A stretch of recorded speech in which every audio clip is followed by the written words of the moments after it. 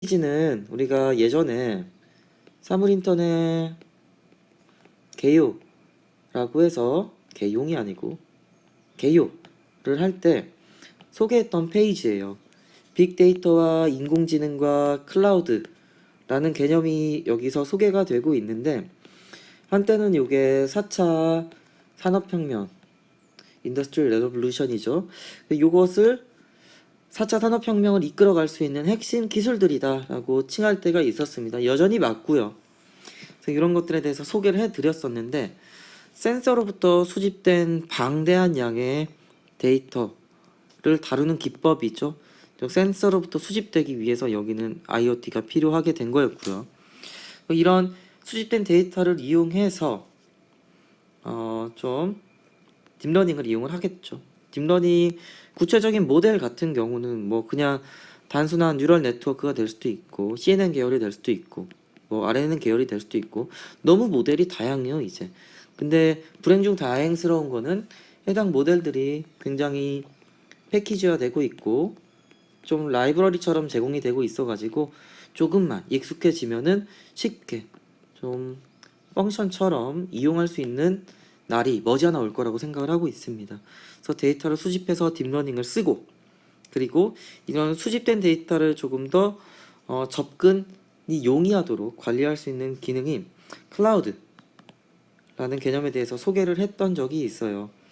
그래서 클라우드라고 하는 것은 예전에는 좀 데이터를 저장할 수 있는 공간 정도로만, 즉 스토리지 정도로만 얘기를 했었는데, 요즘은 스토리지뿐만 아니라 컴퓨팅 기능까지 클라우드 서비스를 통해서 제공을 받고 있습니다.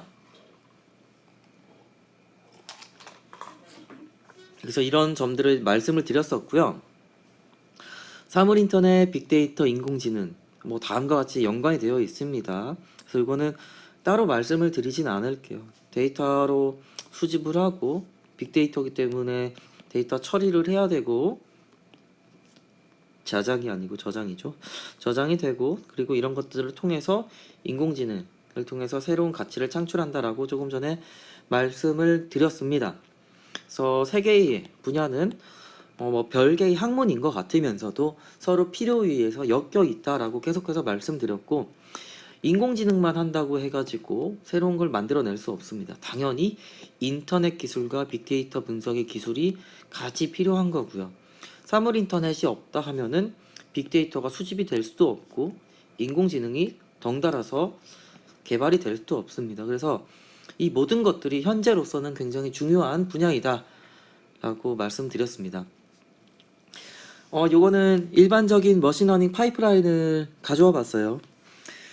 그래서 당연히 데이터 기반으로 우리가 접근을 하기 때문에 데이터 기반으로 우리는 모델을 만들어내는 과정입니다. 그래서 이런 모델을 만들어내서, 즉 모델은 어떤 규칙 같은 것들을 학습을 하겠죠. 그래서 데이터가 주어지면은 데이터를 분석을 해야 되고, 당연히 뭐 프리 프로세싱이라고 얘기를 하죠. 전처리 과정도 여기에 들어가게 됩니다. 그래서 일반적으로 우리는 항상 양질의 데이터가 필요하다라고 얘기를 해요. 많은, 이제 볼륨이 많은 양의 데이터도 굉장히 중요하긴 한데, 양보다도 질이 더 중요할 수도 있습니다. 그래서 데이터가 부족하면은 우리가 어그멘테이션이나 우리 갱 같은 것을 이용해서 가상 데이터를 만들어내서 일부 이용을 하기도 하는데, 질이 좋지 않으면은 데이터를 증대하는 과정에서, 그리고 새로운 데이터를, 가상의 데이터를 만들어내는 과정에서도 퀄리티가 굉장히 낮아지기 때문에 질 좋은 데이터가 일단 무조건 필요합니다. 그래서 데이터가 없으면은 현재 이 접근 방법은 쓸모없다라고 얘기해도 괜찮을 것 같습니다. 아무튼 데이터가 이렇게 준비가 되면은 데이터를 분석하고 정제하는 과정을 거친 다음에 어떤 모델을 이용할지, 그리고 모델을 세팅을 하기도 하고 트레이닝을 해보죠. 그래서 에포크를 바꿔보고, 배치 사이즈를 바꿔보고, 그리고 옵티마이저를 바꿔보고, 러닝 레이트를 바꿔보고, 이런 걸 하면서 어떤 것들이 적당한 하이퍼 파라미터인지, 레이어 개수나 타입이나 액티베이션 펑션이나 모델이 될 수도 있고요. 이런 것들을 계속해서 최적화하는 과정을 거쳐요. 그래서 일단 주어진 데이터를 가지고서 가장 최선의 성능을 낼 수 있는, 최고의 성능을 낼 수 있는 모델을 선택을 하고 그에 따른 하이퍼 파라미터를 맞춘 다음에 그리고서 그 모델을 이제 가져와 가지고 우리는 예측을 하거나 분류를 하거나 이런 식으로 이용을 하게 됩니다. 그래서 이거는 일반적인 머신러닝 파이프라인이 돼요. 지금 요 세부 꼭지들은 좀 딥러닝 관점에서 서술을 해놓긴 했는데 우리가 머신러닝이라고 하는 것은 딥러닝뿐만 아니라 다양한 다른 알고리즘을 이용을 할 수도 있겠죠. 그래서 그거는 데이터에 따라서 요 전체를 바꿔주면서 그 결과를 본다라고 보시면 될 것 같습니다. 그래서 지금 요 그림은 엄밀히 말하면은 딥러닝 파이프라인이라고 표시를 하는 게 맞을 것 같고요. 머신러닝을 할 때는 여기 제가 지금 밑줄 치고 있는 부분이 조금 더 머신러닝 관점에서 좀 바뀌면 될 것 같다라고 생각이 됩니다. 이건 여러분도 이제 너무나 많이 봤을 거예요. 인공지능이라고 하는 키워드가 요새 너무 많이 한간에 떠돌고 있는데 인공지능은 사실 한 예전에 1950년대 그때쯤부터 계속해서 나오던 개념이에요. 되게 오래된 개념이고 그때부터 똑같은 궁금증이 있었습니다. 과연 우리가 생각하는 것처럼 우리가 판단하는 것처럼 기계도 판단을 할 수가 있을까? 이런 질문을 예전에도 가지고 있었고 이런 것들을 해결하기 위해서 현재까지 계속해서 연구가 되고 있는 거예요. 그래서 최근에 딥러닝이 좀 부흥기를 맞이하기 전에는 머신러닝, 그 중에서도 소프트 벡터 머신이라는 것이 좀 각광을 많이 받았어요. 왜냐면은 성능이 괜찮게 나왔거든요.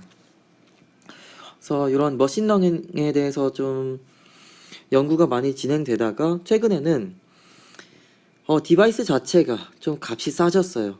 특히 디바이스라고 말씀드리는 것은 GPU가 달려있는 그래픽 카드가 되겠고요. 이게 양산이 되기 시작하면서 딥한 연산을 할 수 있는 그 환경이 갖춰졌습니다. 그래서 딥러닝이 이렇게 이용이 되기 시작을 했고요. 그래서 이 관계를 보면은 AI를 하기 위해서 예전에는 좀 그냥 머신러닝, 기계 학습을 가지고서 AI를 달성하고자 노력을 했었고 최근에는 딥러닝을 이용해서 AI를 달성하기 위해서 노력을 하고 있습니다. 즉 딥러닝도 AI를 달성하기 위한 하나의 수단일 뿐이고 머신러닝도 AI를 달성하기 위한 하나의 수단일 뿐이에요. 근데 딥러닝은 조금 더 세부적으로 말하면은 머신러닝의 일부가 됩니다. 그래서 여기 아티피셜 인텔리전스와 머신러닝, 딥러닝의 상호 포함 관계를 다음과 같이 확인을 할 수가 있고요. 여기 오른쪽에도 동일한 거를 보여주고 있어요. 근데 여기 보면은 머신러닝, 즉 컴퓨터가 데이터를 통해서 스스로 학습하여 예측이나 판단을 제공하는 기술이라고 되어 있습니다. 즉 일반적으로 기계가 학습하는 방법에 대해서 서술을 하고 있는데 기계를 어떻게 학습하지? 라고 생각을 할 때 우리가 사람이 있어요. 사람이 있는데 얘가 공부하는 것을 생각을 해보면 좋습니다. 그래서 요즘은 이제 활자보다도 영상 기반으로 모든 게 바뀌어 가고 있는 추세인데 다양한 유튜브 채널을 보게 되기도 하고 그리고 뭐 이북을 보기도 하죠. 그리고 고전적으로 책을 보기도 하고 뭐 어디선가 제공하는 렉처 노트를 보기도 하고 그리고 우리가 좀 예전에 중고등학교 때로 거슬러 올라가게 되면은 다양한 교과서나 그리고 문제집 이런 것들을 똑같은 개념을 다양한 방법을 통해서 반복적으로 학습을 해요. 즉 똑같은 A라는 개념에 대해서도 여러 통로를 통해서 우리 뇌에다가 박아주는 거예요. 그러면은 우리 뇌는 알게 모르게 이 A라는 개념에 대해서 일반화해가지고 또 뭔가 판단을 할 수 있는 능력을 갖추게 되겠죠. 똑같습니다. 컴퓨터가 있어요. 요즘 컴퓨터 이렇게 안 그리나? 뭐 아무튼 컴퓨터가 있는데 여기에 데이터를 엄청나게 주는 거죠. 가장 많은 예로 드는 게 뭐 사과 혹은 뭐 이렇게 바나나 이런 것들에 대한 사진 혹은 강아지 꼬리 있으니까 강아지 그리고 고양이 꼬리 짧으니까 고양이 이런 식으로 해가지고 뭐 똑같은 사진을 뭐 수만 장 수천 장 이렇게 주는 거죠. 그러면은 대충 비슷한 게 들어오면은 이거는 사과 바나나 강아지 개 아니 강아지 고양이 뭐 이런 식으로 판단을 하게끔 사진이라는 데이터 엄청나게 주는 거고, 혹은 이제 사진뿐만 아니라 음성, 시계열 데이터 이런 것들을 계속해서 주는 거죠. 그러면은 얘는 주어진 데이터를 가지고서 관계를 이제 파악을 하고 그 관계를 통해서 새로운 데이터가 들어왔을 때 어떤 리절트를 예측 결과를 내게 되는 거죠. 그래서 기계가 학습하는 과정은 우리 사람이 공부하는 과정과 똑같다. 그리고 교재를 주거나 영상을 주거나 하는 것이 아니라 어떤 기준에 부합하는 데이터를 엄청나게 줘야 돼요. 근데 이 데이터를 줄 때도 좋은 걸 줘야 돼요. 왜냐면 우리 유튜브 통해서 요새 영상을 너무 많이 보는데 뭐 요새 항상 문제 내는 거 있죠. 가세연. 이게 뭔지도 모르는데 찌라시 같은 걸 막 뿌려가지고 제공해주면은 우리 뇌가 막 이제 혼란스러워지죠. 그다음 뭐 디스패치 이런 것들은 조금 맞는 것 같아요. 그래서 아무튼 그냥 이건 농담 삼아 얘기했지만 항상 좋은 정보를 우리는 습득해야지 좀 흔들리지 않고 객관적인 판단을 할 수 있는 것처럼 항상 좋은 데이터를 컴퓨터에다가 넣어줘야 됩니다.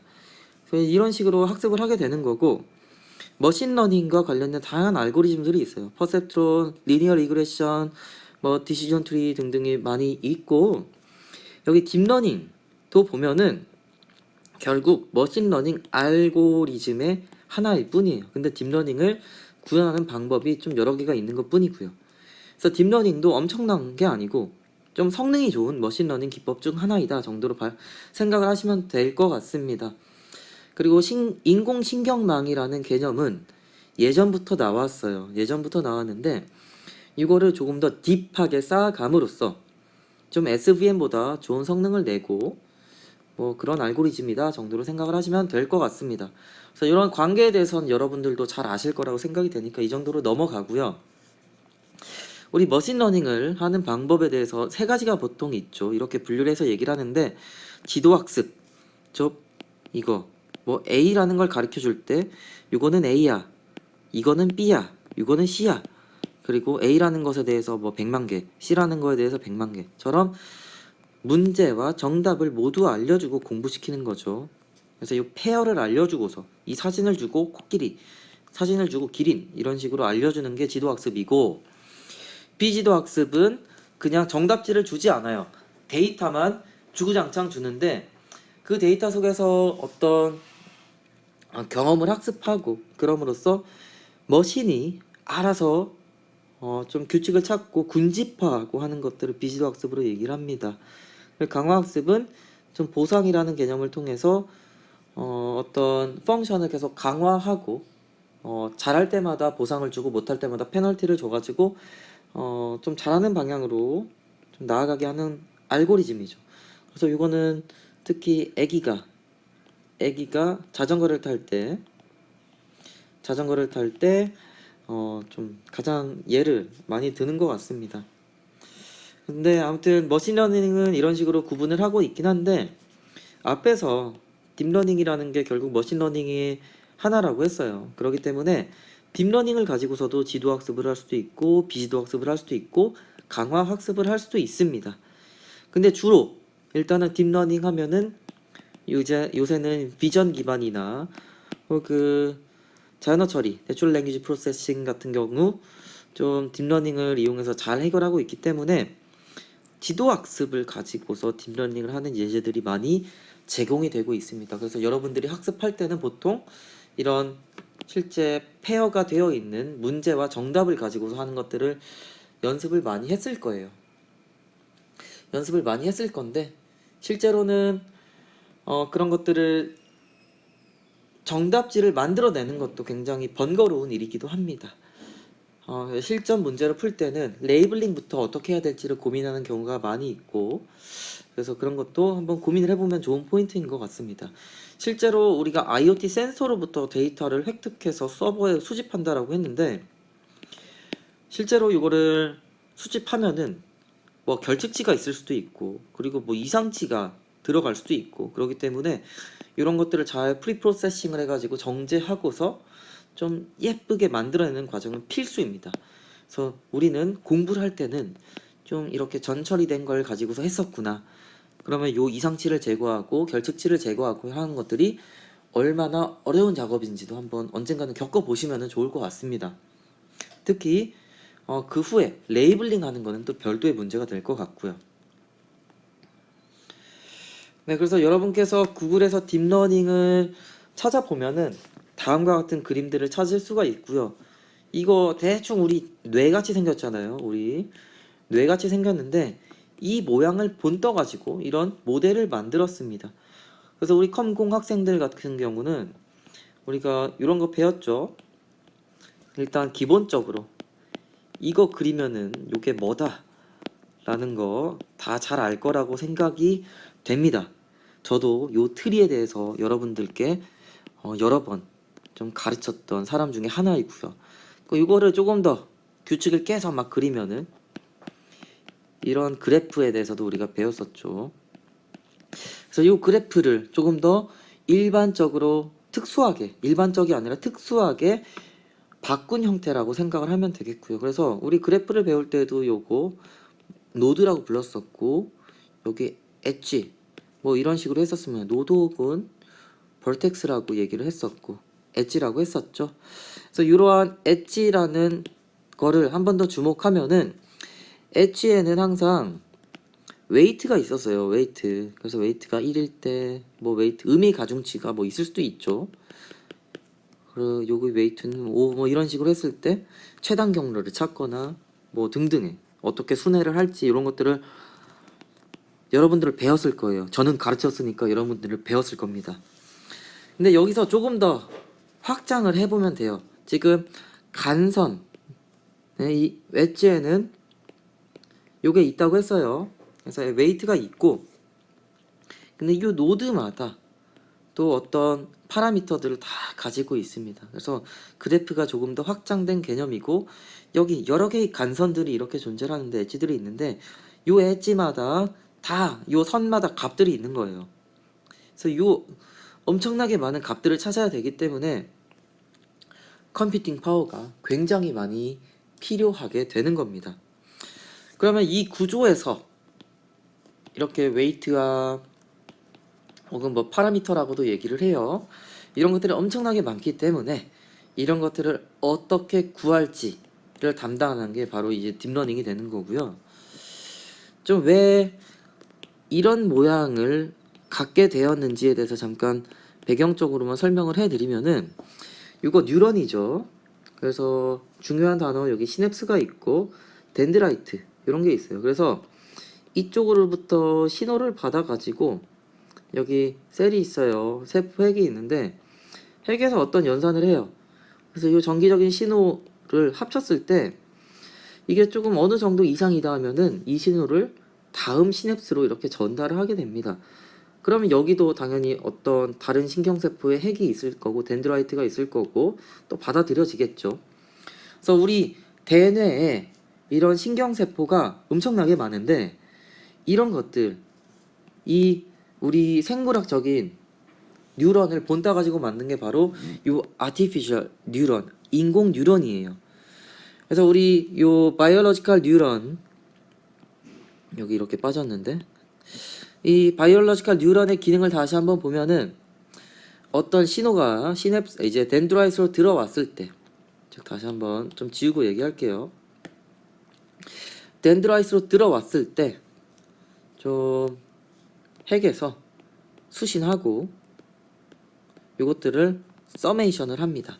근데 좀 여기가 좀 많이 발달된 덴드라이트이 있을 수도 있고 조금 그 점선처럼 약화된 덴드라이트이 있을 수도 있어요. 그래서 이거는 정기적인 신호를 넘겨받을 때 얼마나 세게 받을지 얼마나 약하게 받을지 어떤 있던 것도 이제 받지 않을지 이런 것들을 결정하게 되는데 이거는 신호의 세기에 어떤 웨이트를 곱하는 형태로 생각을 할 수가 있습니다. 그래서 에디션을 하는 거 더하는 거고 신호 세기에 어떤 값들을 곱하는 거 인핸스먼트 뭐 이렇게 되어 있는데 이거 곱으로 표현을 할 수가 있고요. 그리고 넘길지 말지를 결정하는 우리가 액티베이션 펑션이라고 보통 얘기를 하는 거 여기선 트랜스포메이션이라고 얘기를 했는데 다음 신호로 바꿀지 말지를 결정하는 거 이런 것들을 생물학적 뉴런에서도 하고 있기 때문에 이런 것에서 감명을 받아가지고 이제 인공 뉴런을 만들어냈어요. 똑같은 기능을 합니다. 그래서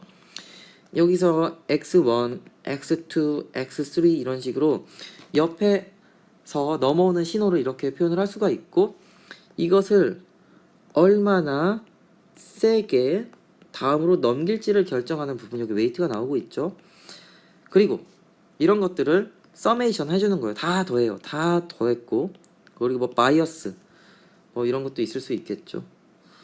이런 것들을 액티베이션 펑션, 즉 트랜스포메이션이 여기 해당하는 건데, 넘길지 말지를 결정하는 거예요. 실제로 우리가 딥러닝을 배울 때 여러분께서는 뭐 시그모이드를 배울 수도 있고, 이런 것들을 배웠을 수도 있고, 뭐 렐루 같은 것들을 배웠을 수도 있고요. 그리고 리키렐루 이런 것도 배웠을 수도 있고요. 이런 것들이 다 여기 해당을 하는 겁니다. 그래서 이런 생물학적인 뉴런을 이런 식으로 모델링을 한 거예요. 이거는 뭐 설명을 하고 있는 애니메이션인데, 여기 보면은 x0가 들어와서 w0가 곱해져서 셀 바디로 넘어가고요. w1과 x1, w2와 x2와 마찬가지고 이런 식으로 표현을 하죠. 근데 요게 과연 F를 통과할 때 다음으로 넘어갈지 말지를 결정을 하게 됩니다. 그래서 이것과 이것과 이게 계속 이렇게 연결이 되는 형태로 우리는 인공신경들이 합쳐져서 하나의 대뇌가 되는 것처럼 이렇게 표현을 한 거예요. 그래서 심플한 뉴럴 네트워크는 그래서 이런 식으로 표현을 하게 되는 거고요. 여기서 인풋 레이어는 이렇게 되어 있고, 이거 같은 경우는 히든 레이어와 아웃풋 레이어 총 3개의 레이어가 있다라고 보통 표현을 합니다. 그래서 인풋이 있고 3개의 레이어가 있고, 근데 이 레이어의 개수가 점점 더 많아지는 거죠. 이거는 6개의 레이어가 있어요. 그래서 통상적으로 뭐 2개, 3개, 4개 정도의 레이어가 있으면은 딥하다라고 얘기를 하는데, 이거는 좀 상황에 따라 다른 것 같아요. 레이어가 많아진다고 해서 이 레이어를 차지하고 있는 노드의 개수가 적으면은 실질적으로 우리가 구해야 되는 요 간선에 달려있는 웨이트들이 그렇게 많아지진 않을 수가 있거든요. 그래서 딥하게 느껴지진 않을 수가 있는데, 아무튼 이 레이어가 많아진다라는 것을 딥하다라고 표현을 하고, 그래서 우리는 딥러닝이라고 얘기를 하는 거죠. 레이어가 많아지면 많아질수록 요 더러운 선들이 많아져요. 그래서 요 선들은 결국 찾아야 되는 변수들이기 때문에, 베리어블이기 때문에 딥할수록 더 많은 컴퓨팅 파워가 필요하게 되는 거고, 거기서 이제 더 많은 GPU가 필요하게 되고 더 복잡하게 되는 겁니다. 이걸 다시 한번 좀 말씀드리면, 우리가 2x 플러스 3y는 7, 그리고 마이너스 x 플러스 7y는 뭐 22라는 2원 1차 방정식이 있어요. 미지수가 2개죠.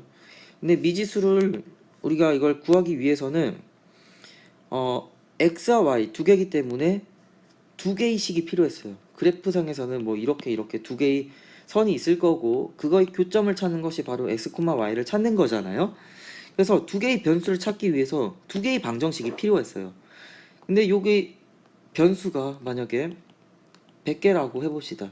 실제로 딥러닝에서 찾아야 되는 변수는 10,000개 혹은 10만 개, 100만 개 이런 식으로 10,000개 이상의 오더로 올라가는 경우가 보통 많아요. 그래서 이걸 찾기 위해서는, 즉 2개의 값을 찾기 위해서는 2개의 방정식이 필요했듯이 100개, 10만 개, 100만 개를 찾기 위해서는 100개, 10만 개, 100만 개의 어떤 데이터가 존재를 해야 되는 겁니다. 그래서 데이터가 중요하다라고 얘기하는 거예요, 딥러닝은. 대신에 이제 심플한 뉴럴 네트워크, 즉 변수의 개수가 좀 적은 경우에 대해서는 요만큼의 데이터가 필요하진 않겠죠.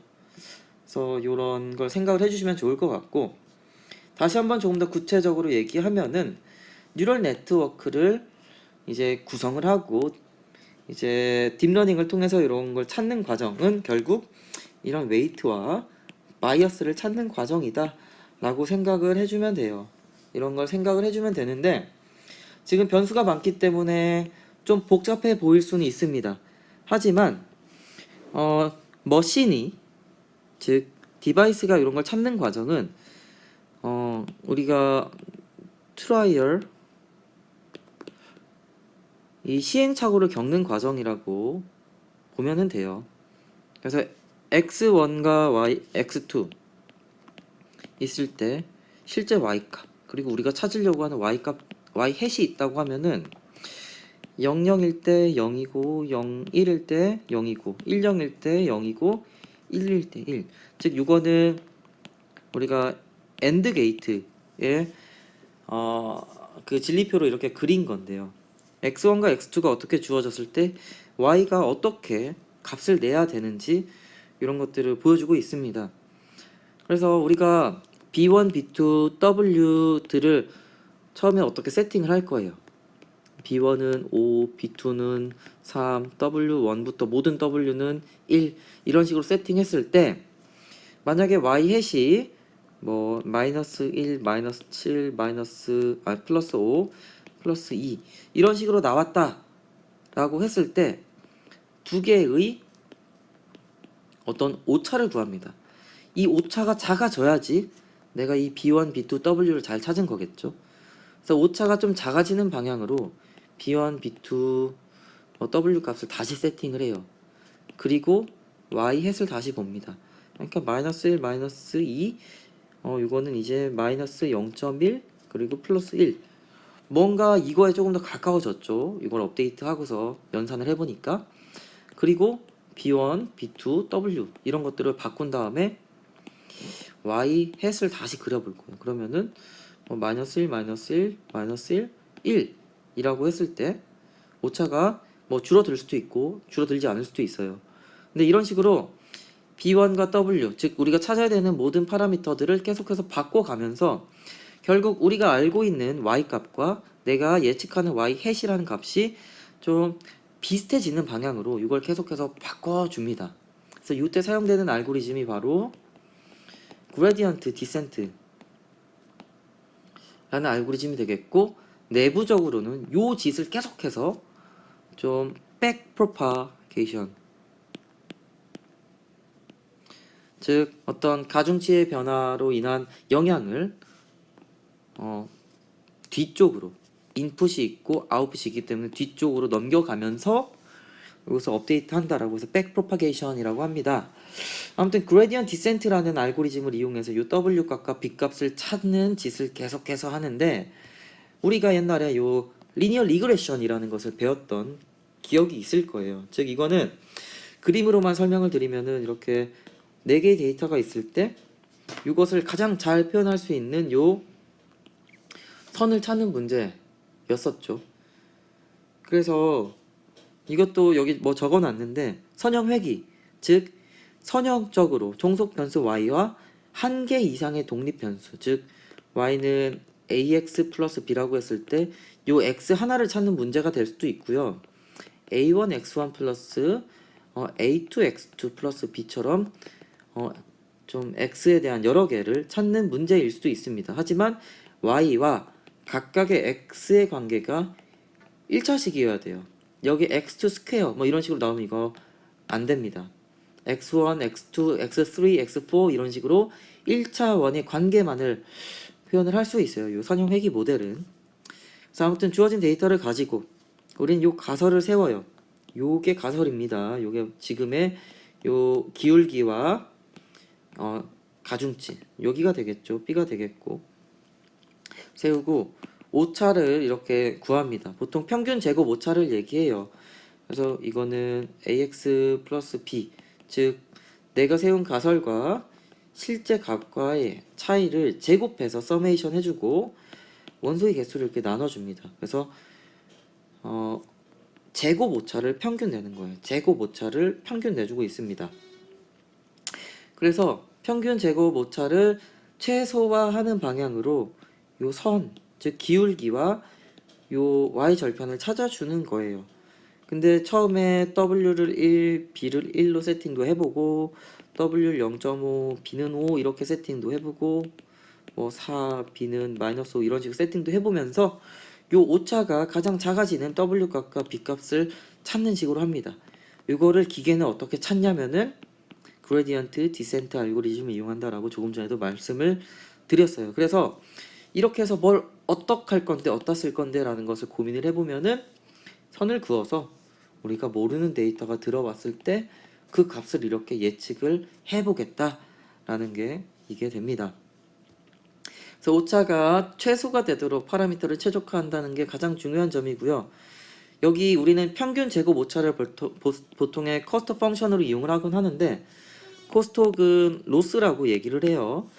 근데 제곱을 이용하기도 합니다만 제곱은 우리가 제곱이 아니고 절대값을 이용을 하기도 하는데 절대값은 보통 우리가 뭐 이런 식으로 표현을 하죠. 그럼 이게 실제로 컴퓨터로 구현할 때에는 if문에 의해서 나눠줘요. 그래서 연산량이 좀 증가하는 문제 때문에 그냥 보통 제곱을 편하게 이용을 하기도 하고 절대값보다 제곱을 하는 게 그 오차에 대한 페널티를 더 크게 하는 효과가 있습니다. 즉 5 빼기 3과 5 빼기 3의 제곱을 하면은 이건 2가 되고 이게 4가 됐죠. 그래서 이 제곱을 하면은 그 차이가 제곱이 되다 보니까 조금 더 빠르게 올바른 W와 B 값을 찾을 수가 있게 됩니다. 그래서 W를 바꿔본다라는 것은 이렇게 가중치를 지금 여기 보면은 B 값은 똑같거든요. Y절편은 요 기울기를 바꿔본다라는 거고 기울기를 고정해 놓은 상태에서 B 값을 바꾼다라는 것은 이렇게 Y절편을 바꿔가면서 보게 되는 겁니다. 그래서 비용을 어떻게 줄일 수 있을까? 즉 W와 B 값을 시행착오를 겪으면서 바꾸는 게 됩니다. 그래서 이 W와 B 값을 바꾸는 과정 우리가 이 리니어 리그레션을 통해서 우리는 학습을 한 적이 있고 결국에는 W와 B 값의 개수가 훨씬 더 많아진 거예요. 여기서 이렇게 해서 훨씬 더 많아져서 이런 것들을 바꿔서 우리가 알고 있는 Y와 Y 해세의 차이를 감소시키는 방향으로 이것을 계속해서 바꿔주게 되는 겁니다. 그래서 딥러닝이라고 하는 거는 결국 선형 회귀에서 하던 그 W와 B 값을 시행착오를 겪으면서 즉 그레디언트 디센트라는 알고리즘을 통해서 시행착오를 겪으면서 바꿔주는 짓을 훨씬 더 많은 노드에 대해서 더 깊은 뎁스에 대해서 계속해서 연쇄적으로 수행한다라는 식으로 이해를 해주시면 될 것 같아요. 뭐 연결되는 방법은 어떤 식이든 마찬가지고요. 그리고 이거는 되게 간단한 인공신경망의 구조를 나타내주고 있긴 한데 뭐 컨볼루셔널 뉴럴 네트워크나 뭐 리커런트 뉴럴 네트워크로 소개되고 있는 다양한 모델들이 있어요. 근데 이것도 모델의 생긴 것만 달라질 뿐이지 결국 이것을 구성하고 있는 다양한 굉장히 많은 수의 파라미터들을 찾아가는 과정이라고 생각을 하면 되겠고 그 파라미터를 찾을 때 결국에는 여기서도 또 그레디언트 디센트를 쓰게 됩니다. 그래서 우리가 딥러닝을 배울 때 항상 요 리니어 리그레션을 중요하게 얘기를 하고 여러 번 반복해서 학습하는 겁니다.